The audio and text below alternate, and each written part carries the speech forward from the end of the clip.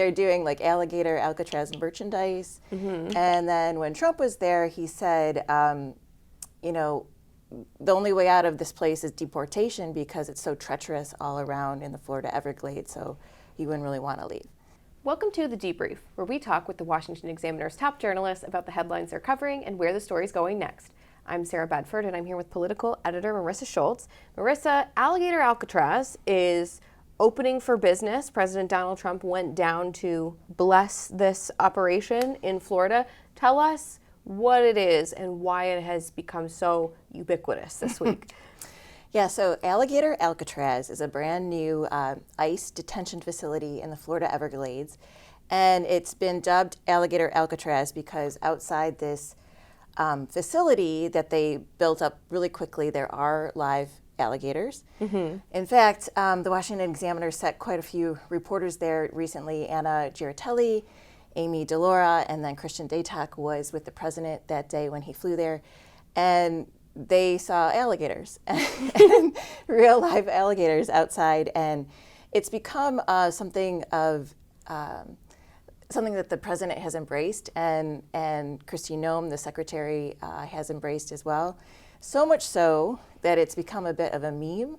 Like they have alligator things on social media they're putting out, wearing like ice caps. Like they're doing like alligator Alcatraz merchandise. And then when Trump was there, he said, you know, the only way out of this place is deportation because it's so treacherous all around in the Florida Everglades, so he wouldn't really want to leave. Politically, is this something that you think helps Trump, given that while people don't like to see families broken up or people who have been in the country for decades living quietly removed, they're generally in favor of the removal of illegal aliens, and specifically criminal illegal aliens. So where do you think this falls on that spectrum of public opinion? I think from the administration's point of view, anytime they're talking about immigration, they're winning. Trump has, his approval ratings on immigration tend to be his highest, and he ran on this. He ran on a mass deportation operation. And so anytime they can talk about getting out criminals or shutting down the borders, or in this case, having the risk of alligators in the backyard of an ICE detention facility, I think it's a good thing for him. And I also think it sort of blends his personality of like branding and marketing and like a real PR campaign to an issue that he thinks he's winning on as well. Democrats had gone more or less silent, or at least quieter, about the deportations for the past couple weeks, not since the LA riots. Maybe they saw some polling. It wasn't great for them to defend the rioters. We haven't heard them talking about Kilmar Abrego Garcia or a lot of this, but we've seen them sort of pop back out to really rail against Alligator Alcatraz as something that's inhumane and puts these illegal immigrants at risk because it's hot. Do you think it's a smart strategy for Democrats to take aim at this? And is there a risk that if something were to happen to someone in custody in this sort of makeshift ICE detention center, that there could be a public backlash?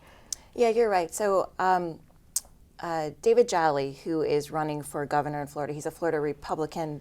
He's a former Republican who's now running as a Democrat. He put out a statement right away saying, you know, this is bad. Like if he were to be elected, there would be no alligator Alcatraz. And then there was images the other day with Trump touring the facility, and it was like a cage-like structure. So it brought back from the left like these, you know, kids in cages, you know, immigrants in cages. So I would see some of that coming back again.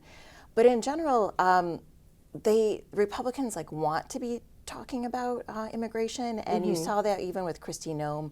Like she's actually doing commercials. You know, I would imagine they're paid by the government on TV saying you better deport, self-deport. They have sizzle reels out there of like deportation videos, people in these like high security prisons in or abroad, such as the one that Garcia was in.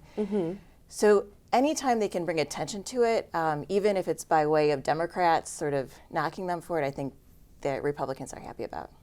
Well, Marissa, thanks so much for being here today. You can get more from Marissa and the rest of the political team at WashingtonExaminer.com.